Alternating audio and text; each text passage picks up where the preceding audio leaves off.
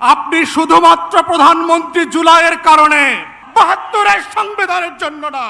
আমরা গত ১৭ বছর ধরে মুক্তিযুদ্ধ ব্যবসা দেখতে দেখতে ক্লান্ত হয়ে যাই নাই। মুক্তিযুদ্ধ নিয়ে আওয়ামী লীগের এই যে ইন্ডাস্ট্রি ডেভেলপ করেছে জুলাই অভ্যুত্থানের মধ্য দিয়ে, সেই মুক্তিযুদ্ধ ব্যবসাকে বিতাড়িত করে নতুন করে মুক্তিযুদ্ধের স্বপ্নকে জুলাইয়ের মধ্য দিয়ে আমাদের নতুন প্রজন্ম আবার জাতির কাছে হাজির করেছে।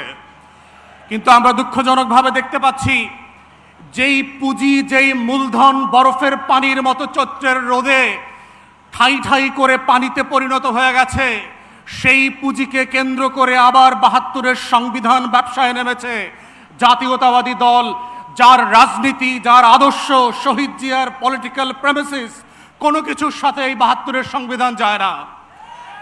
এবং যায় না বলে দেখেন আপনারা কিভাবে আগুন নিয়ে খেলছেন। মান্যবর সাবেক প্রধানমন্ত্রী, বিতাড়িত প্রধানমন্ত্রী, উনি অন রেকর্ড ভিডিওতে বলেছেন যে উনি পদত্যাগ করেন নাই।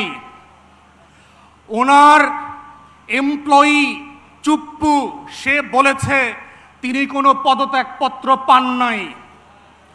তাহলে ৭২-এর সংবিধান মোতাবেক, ২৪-এর ডামি নির্বাচন মোতাবেক যেই প্রধানমন্ত্রী পদত্যাগ করেন নাই আর যার কাছে পদত্যাগপত্র দেওয়া হয়েছিল তিনি পান নাই, তিনি এখনো ৭২-এর সংবিধান মোতাবেক বাংলাদেশের প্রধানমন্ত্রী।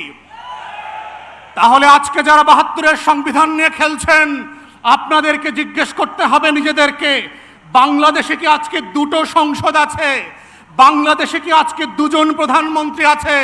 একজন বিতাড়িত হয়েছেন আর একজন বিতাড়িত হওয়া প্রধানমন্ত্রীর চেয়ারে বসে আছেন।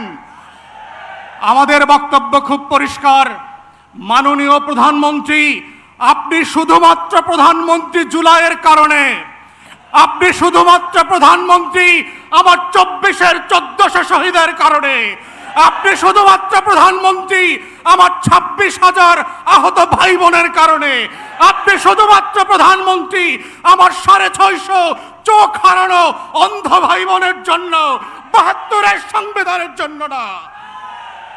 আজকে যারা ৭২-এর সংবিধান নিয়ে খেলছেন, তারা আপনাদের ইতিহাস ভুলে যাবেন না। পঞ্চম সংশোধনী ফিরায় নিয়ে আসার যে রাজনীতি আপনারা প্রস্তাব করেছেন, এইটা ৭২-এর সংবিধানে যায় না।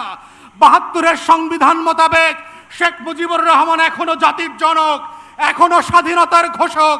তাহলে ২৬শে মার্চে স্বাধীনতার ঘোষণাপত্রের দিন আপনারা কেন শেখ মুজিবের কবরে ফুল দিতে গেলেন না? সেই প্রশ্নগুলো আপনাদেরকে করতে হবে।